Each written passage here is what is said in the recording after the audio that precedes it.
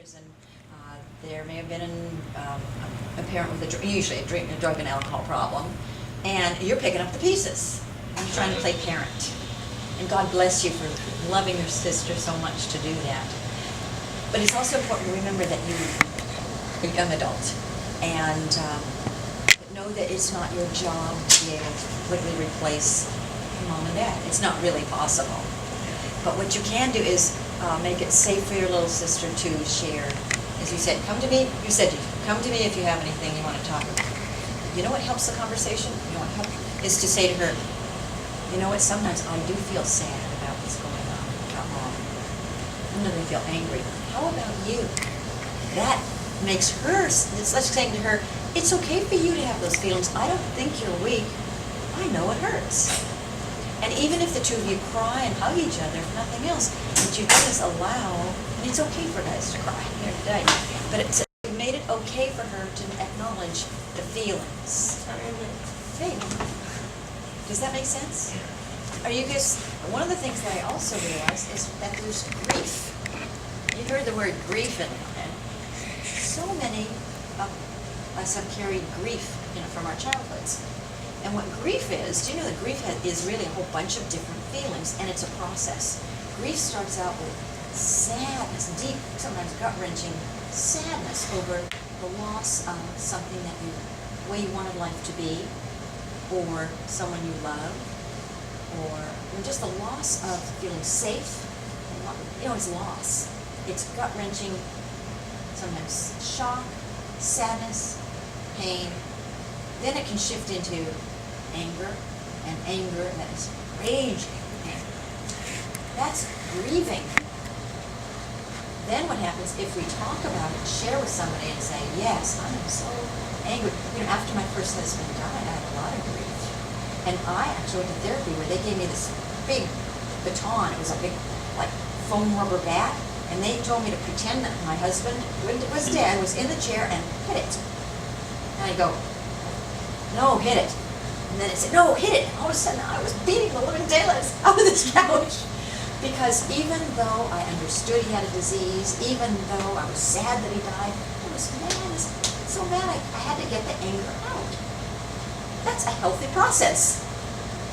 And I had to do it more than once. And then I had to write him letters many times, over 10 years after he died. Sometimes when I was angry, because it changed my life. Your mom going to prison has changed your life. Right?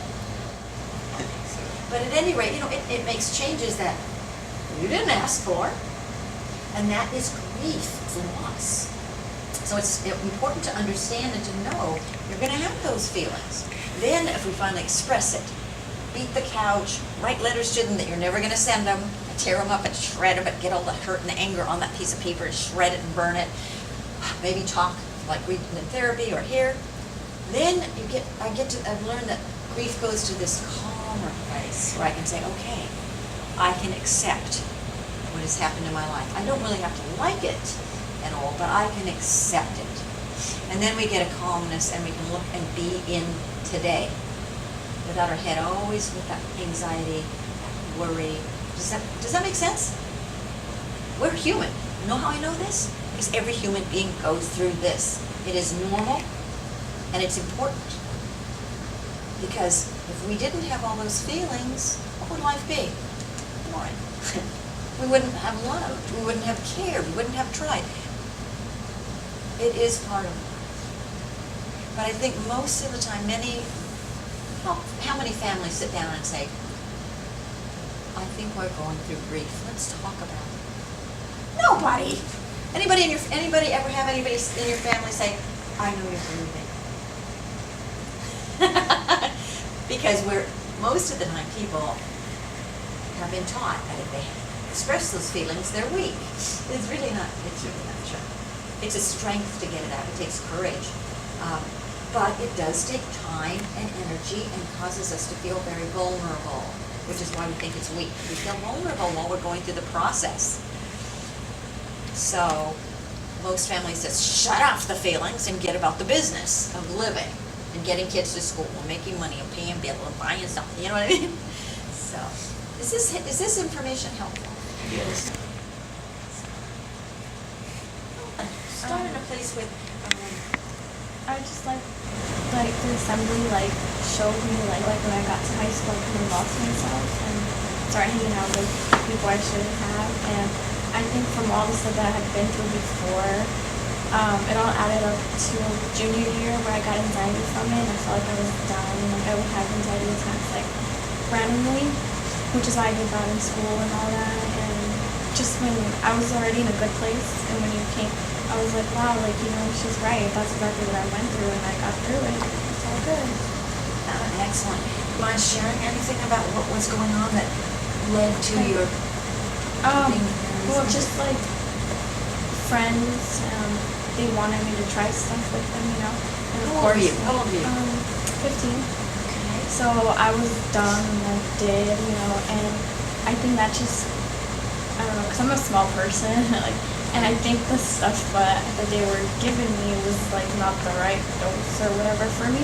So I think I was just having like a bad trip or whatever they call it. So I think all of that added to me, like, all the problems just like, I went overboard where like I got anxiety from it and I just felt like I could not like get off that high or whatever, like for days and weeks. And it was just horrible, and there was a point where I actually like wanted to kill myself, so I had to call a hotline to Thank God you did. Yeah. And And it's okay to cry, it's okay to I have felt like I was gonna hurt my mom, you know. And so I didn't know what to do, so I had to call 911 to come get me. It was just horrible. See, you did the right things. You had enough sense left to do that. And thank you. I know it. When you think about those times, and what are you feeling right now? I don't know. I just kind of like everything else. I wish I could go back and change all of that because I wasn't the person who I was becoming. Like I was like me. Okay, now let's go back a little bit. When your friends, you were 15 and friends offered you to try things, I always think that in order for us to be, I call it peer pressure. I don't mean that people say, oh, you better do this or I won't like you. That's not what they do. They go, come on, this will be fun. And we're vulnerable to that invitation, that peer pressure invitation. One, because it's available. Well, you know, it's always available. Two, because emotionally we are feeling the need to be loved. We're feeling not quite loved enough. So, I'm presuming that at 15, you weren't feeling quite loved enough. No, well, because I've never had a dad, you know, like, be there for me, so it's just my mom, and she was always busy with work, and she tried to talk to me, but I didn't feel like I could open up to her and say, hey, Mom, what's going on in school, or whatever. So I felt like my friends were people who could provide that for me and be there for me in a way, and my mom couldn't be there for me. So. I really appreciate what you're sharing. I've heard this set of circumstances a lot of times. And I really understand what can happen. How old were you when your dad was no longer in your life? Well, he never really was there, but till 3 he like stopped all contact. At 3, have you seen your dad? No, I haven't actually, but I've talked to him. He came around like when I was going into high school, but it was just around Christmas to get a present, and that was it. Okay, so let's go back when you're like 12, 13, junior high, at middle school.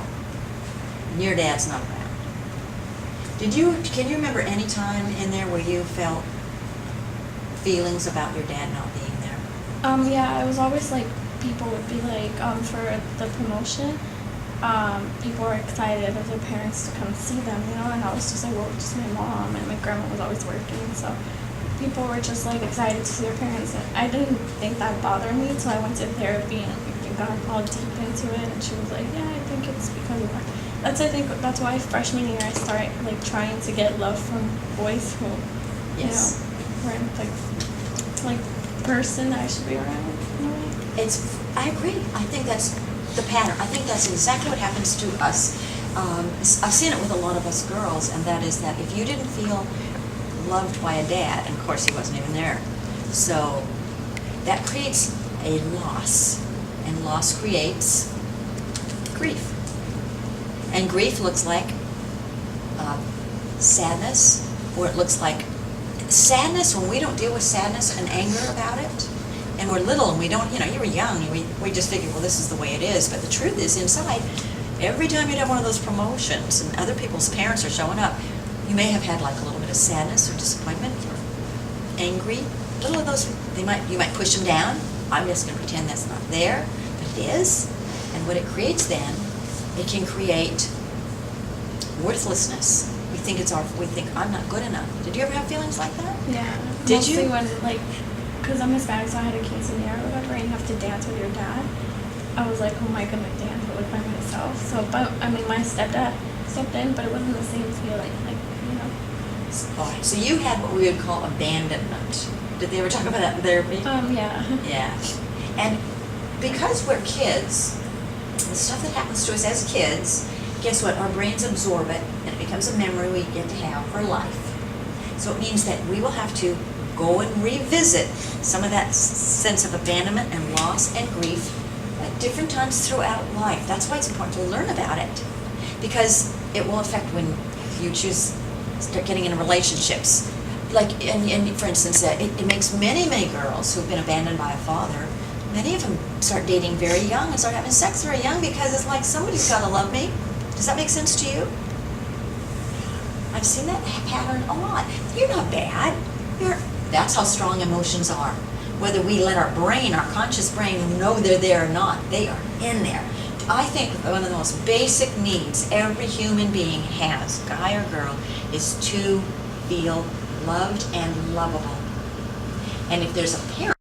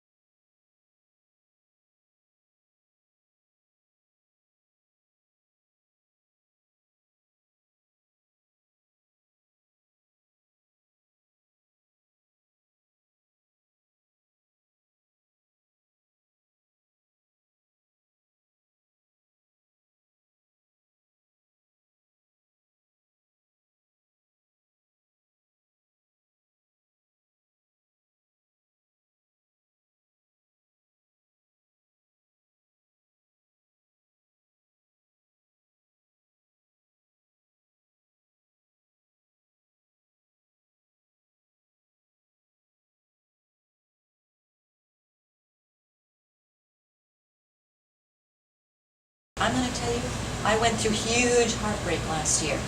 For a whole year, everything I tried to do failed. The money went out of schools. I used to go and do that Legacy of Hope show 60 not to 90 times a year all over the place, talk to kids, and it stopped.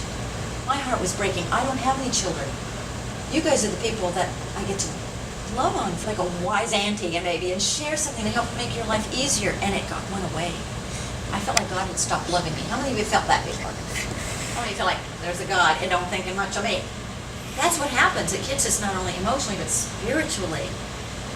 I felt it so bad, and every day I'd wake up negative, feeling like, wondering if life was worth it. My brain would go back to things that happened in the past. Was it my fault? What did I do wrong? I knew I was going through grief and loss. I know all about this, but does that mean I could stop not having to go through it? No. I knew I was grieving. I was so angry. I isolated. I didn't want to be with friends because they didn't get it. Most people don't know how to handle grief. They don't know how to say, oh, it looks like you're hurting today. I'm sorry. It's okay. You can do that. And once you do it, you kind of go, now I can be okay for today. But if people ignore it or you can't share it, then you feel separate from them. Yeah, I think I do both of that. I think I try to ignore it, but then at the same time, I don't want to share it either. Which is why I put out this other personality of me always being happy. Which is why I like solve my own problems now, you know? I realize most people do not know how to talk about feelings. They are afraid of feelings. They certainly don't understand grief and loss and how to talk about that. They don't know. They're not bad. Nobody's taught them. I really figure my job in life, Legacy of Hope, is teaching people how to process grief and to be able to feel safe and know they're not bad for having feelings. They're so powerful. But the key is to know who to talk to about it. You can't go talk to your peers. How many of them have ever had an opportunity to learn how to process grief? How many of their parents have learned how to process grief? How many of your parents learned how many of your parents went through lots of tough stuff in their childhoods? How many of your parents are here, the immigrants, the ones who immigrated? Do you know how hard that's got to be? And make money to raise their children and try to make a better life, and yet, how many of the times they just feel like they're carrying a big burden? It's so much they stuff it and try to keep it in, they burst out in angry things at you. I'm throwing the ball at you. It's your responsibility to take those painful feelings that you're stuffing and say, I am not going to do that. It is not weak, but I am going to choose the right place to process it. Process it. That's why I'm doing this documentary. Get those feelings out and get to where you say, I'm not going to isolate totally. I'm going to find a right person to talk to about the pains you've already shared. You guys need to know this is the time to do it. Don't wait till you're older. Because by the time you're older, you will have chosen a partner that you didn't show feelings with or that you held back from, and then eventually you're going to get a divorce, or you're going to drink because it hurts so much, or let's see what happens. We have to deal with feelings. My husband used drugs and alcohol because he had a very painful childhood and his family never talked about it. So I'm throwing that ball at you. It's your responsibility to say, I'm going to take responsibility for it. Now, you don't have to know exactly how to solve it. If today you walk out of here and you're feeling vulnerable and say, I want some help to process the grief I've been going through, she'll find a way. She'll find the right person, the right thing. She'll work with you.